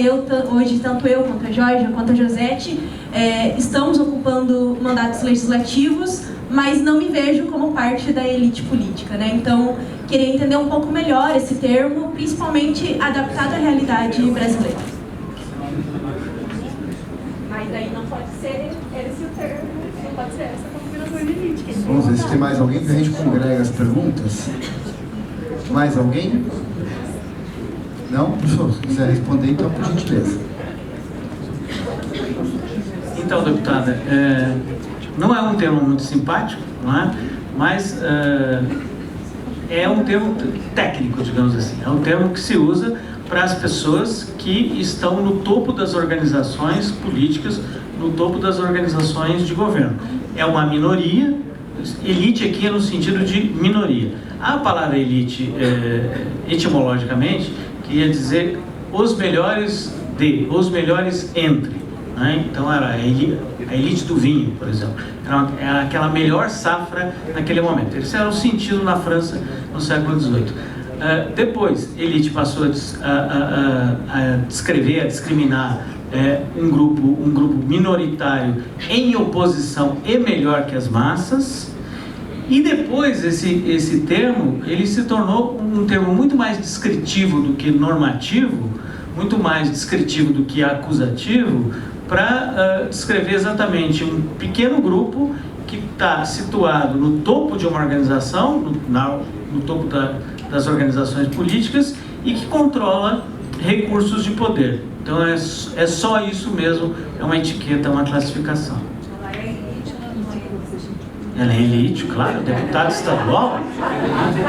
Eu não sou. Temos mais uma companheira do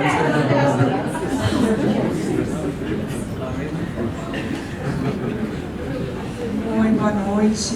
Obrigada, Bel. Obrigada, Adriano, pelas falas. Eu tenho uma pergunta para cada um.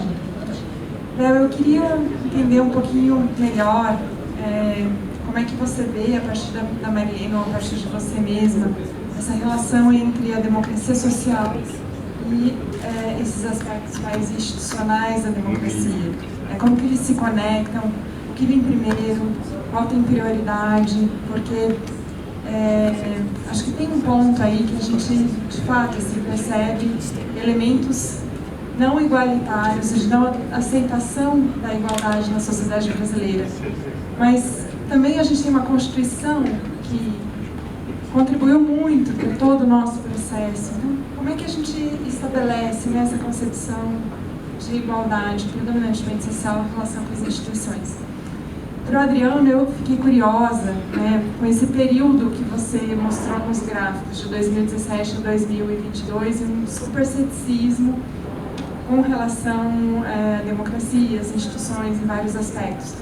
Mas a minha pergunta é, esse projeto está avaliando ou comparando, se vocês têm dados sobre como era antes de 2017 a 2022? Porque esse período ele também coincide com, sei lá, desde a Lava Jato, um período de degradação pública das instituições. Então, se essa questão está sendo um elemento avaliado pela pesquisa. Obrigada. Boa noite a todos. Gostaria de fazer uma pergunta para o professor. O professor citou ali o percentual de credibilidade da classe política. O senhor citou a Noruega, 7% de credibilidade. Eu gostaria, se for levado em conta, a Noruega, os países nórdicos eram socialistas. E a Noruega, nos últimos anos, ela é governada por direito, neoliberal. Eu queria saber se nessa pesquisa foi levado em conta que esse grau de desconfiança na classe política está ligado com o neoliberalismo e a direita.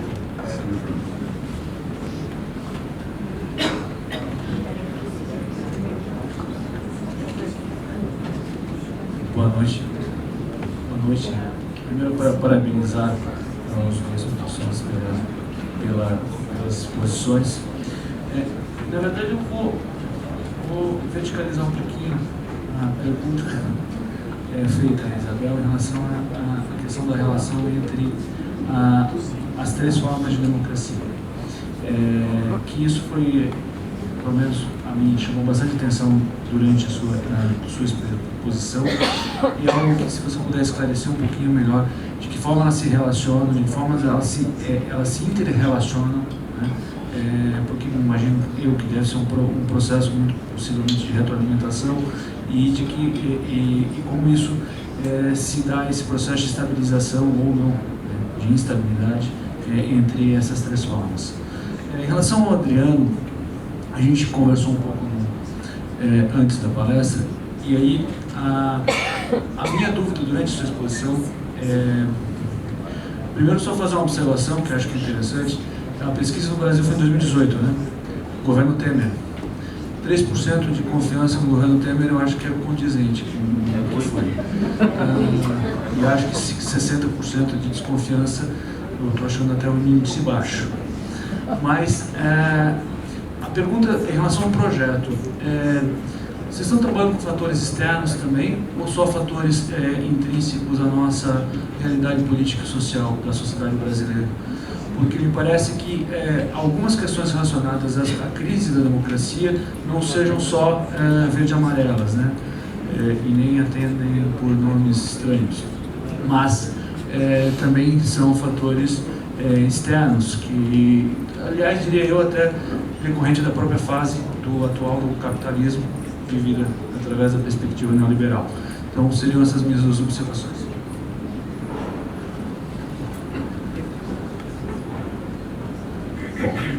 Então, encerradas as perguntas, professor Isabel, quer iniciar? Acho que então, obrigada pelas perguntas. Então, a minha pergunta, né, é uma pergunta pelo conceito, né? Do que a gente está falando quando a gente fala de democracia, né? Então, o Adriano mencionou isso, né, que na pesquisa deles também precisa uma certa... O que as pessoas pensam que é a democracia? E a minha perspectiva não é a daquele que vai indagar as pessoas, embora eu tenha feito também um trabalho um pouco nesse sentido, no projeto de extensão, que passa por perguntar para as pessoas, de conversar com as pessoas sobre o que elas estão, o que elas entendem, afinal, né, por democracia, porque a gente sabe que é um conceito super polissêmico, escorregadio, indeterminado, difícil e disputado, né, porque todo mundo fala o nome da democracia, inclusive a extrema-direita, né? Então, a gente precisa, como filósofo, botar um pouquinho de ordem no coreto aí dos conceitos, né? E quando eu mencionei essas 3 dimensões da democracia como forma social, claro, que é aquela muito enfatizada pela Marilena e que eu acho interessante trazer, né? Ainda mais levando em conta o projeto do museu e tudo mais, né? Quer dizer, acho que tá pensando a democracia por esse filão, por esse viés, né? Mas também é preciso pensar vieses complementares, a forma do governo, a sua engenharia institucional, a forma de Estado, tudo isso que compõe, né, esse conceito muito complexo que é a democracia dos modernos. Então, eu não tinha pretensão de resolver essas questões, o que vem primeiro, quem influencia o quê. Na verdade, acho que são 3 dimensões que eu reconheço como historiador das ideias. Quem lê os textos das pessoas que falam sobre a democracia dos modernos, né, e como essas 3 dimensões vêm se articulando na composição, na articulação desse conceito, né, do ponto de vista da história das ideias mesmo, né, para nos alimentar e entendermos o que estamos falando, o que estamos herdando, né, a partir de quais discursos já consolidados nós mesmos falamos da democracia. E acho que há essas 3 dimensões muito bem reconhecíveis, né, e determinadas. Agora, saber quem vem primeiro, né, eu com certeza a Marilena diria, o social. O social é tudo, né? É daqui que gestam instituições, gestam valores, enfim. E o social entendendo o quê, né? A forma dos nossos vínculos, a qualidade desses vínculos, né? E, enfim, e a maneira como nós os pensamos e nos entendemos a partir deles, né? O social é um conceito super amplo e também difícil, né? Esse é o problema do mundo dos conceitos, né? A gente escapa de um indeterminado, cai no outro, e ficamos tentando, né, arrumar um pouco a casa e dar sentido a conceitos que são muito escorregadios, né? E o social também é um, né? Mas o social pensando isso, né? O conjunto dos nossos vínculos, dos valores que circulam, as opiniões, né? Uma cultura, etc., que fomenta, que dá vida a todo o resto, né? Quer dizer, acho que uma coisa que marca o nosso pensamento sobre a política hoje é justamente esse começar pelo social, né? Acho que isso que é moderno, propriamente, no pensar a política, né? Então, por isso também quis trazer essa dimensão do pensamento da Marilena sobre a democracia, porque acho que é É interessante, inclusive tem uns alunos meus sentados lá atrás que me ouviram falar sobre isso 400 mil vezes, né? Enfim, eu tenho... eu assigo nesse ponto, né? A gente tem que começar pelo social, do ponto de vista até conceitual. Outra coisa é fazer uma pesquisa empírica mesmo e ver como é que, ou histórica, entender os processos, de onde eles partiram e essas dimensões, que é algo que eu não ousaria dizer, porque depende, inclusive, de pesquisa empírica, né?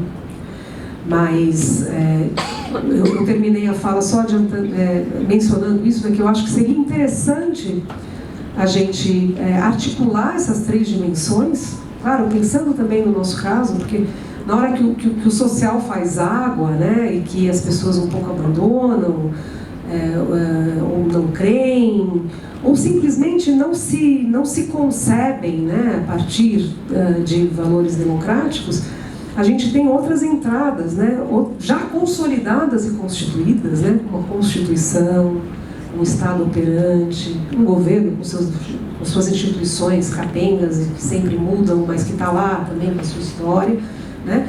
Outras dimensões às quais a gente recorre para corrigir, digamos, desvios das outras, né? E eu acho que a gente tem que jogar em todos esses campos juntos. Mas, só para terminar, eu estou me alongando, minha perspectiva é só da história do conceito. Quer dizer, o conceito foi constituído assim.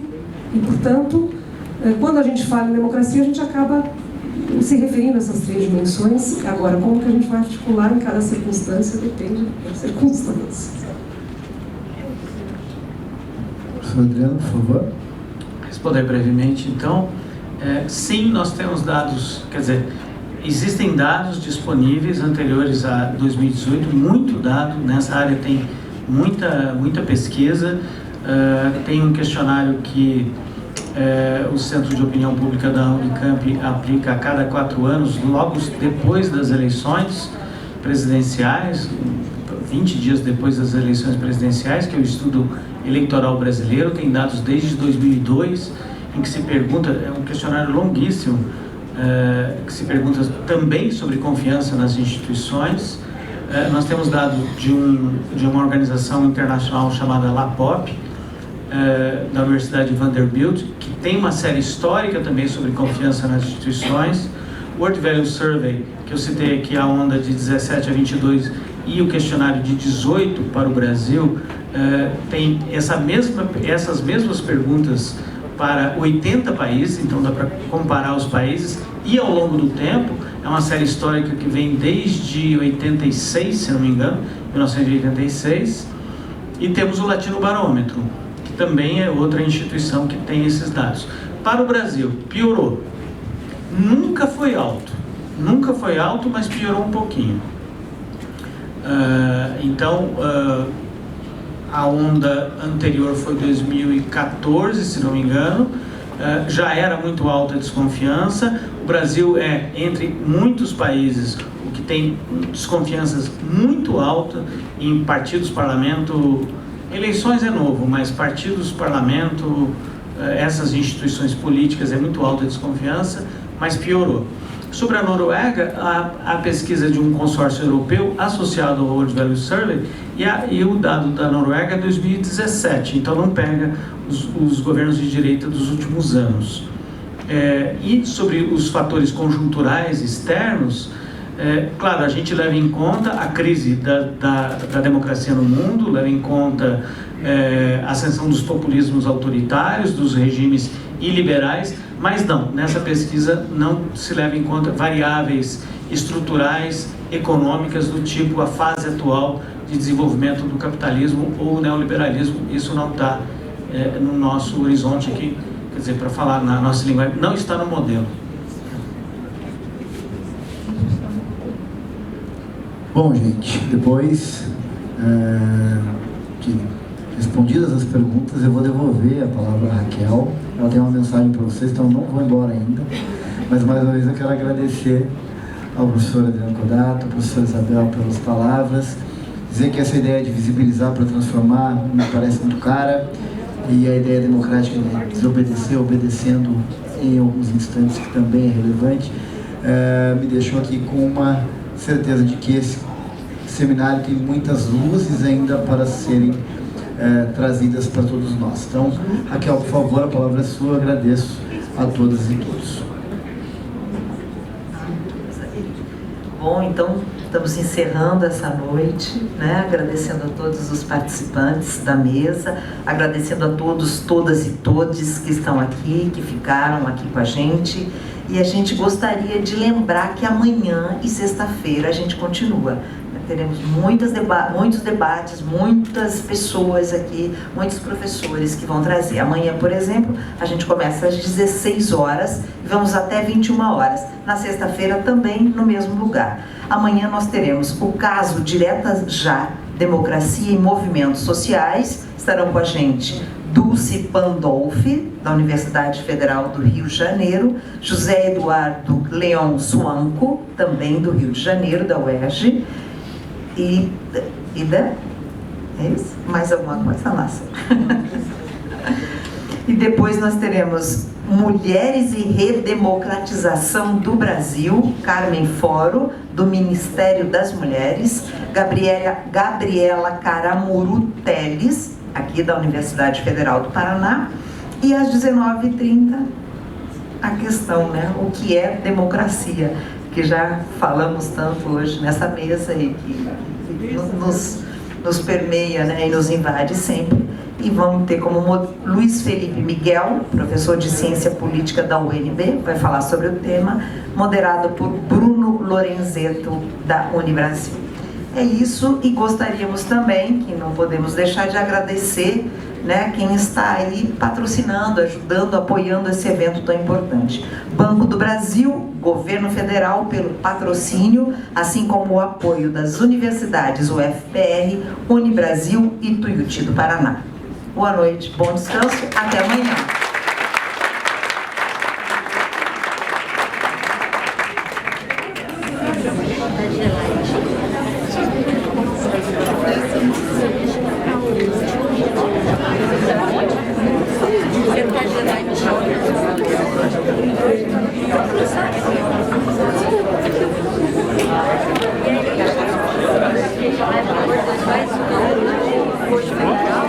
Não. Tem bateria?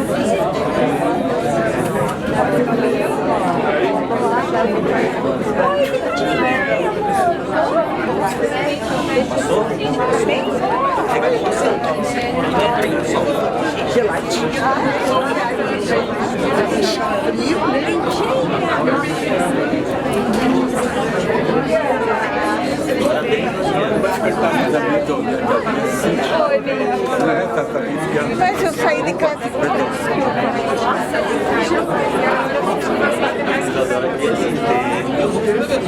Nossa,